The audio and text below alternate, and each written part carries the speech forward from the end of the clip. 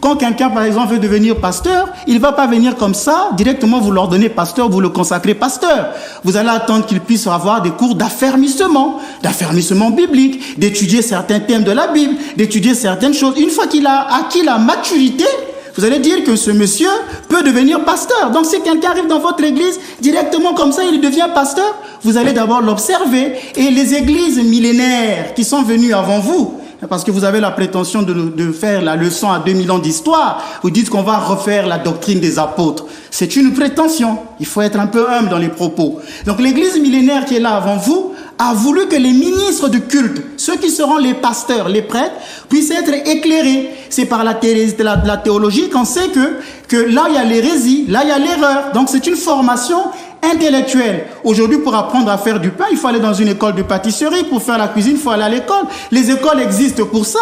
Et aujourd'hui, Charlemagne, qui vous écoute, va se retourner sur sa tombe, lui qui a voulu que partout en France, il y ait des écoles. Vous appelez ça science charnelle, mais vous-même, vous portez des lunettes. C'est que vous êtes allé voir un ophtalmologue, qui est une science charnelle. Vous me direz, oui, les apôtres n'ont pas étudié. Le Christ, dans Luc chapitre 24, le verset 27, dit qu'il est en train d'ouvrir les intelligences des Écritures. Et quand il a choisi les apôtres, le texte dit, il les appela pour être auprès de lui. Qu'est-ce qu'ils faisaient auprès de Jésus? Ils n'étaient pas que là pour regarder les beaux yeux de Jésus.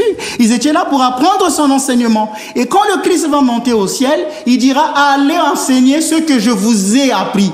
Donc il y a eu une formation à la fois. Qu'importe. Très bien, merci monsieur Granier. Je vous en prie. Eh bien, ça chauffe déjà là. On est au début, mais ça chauffe déjà. Alors, docteur. Oui.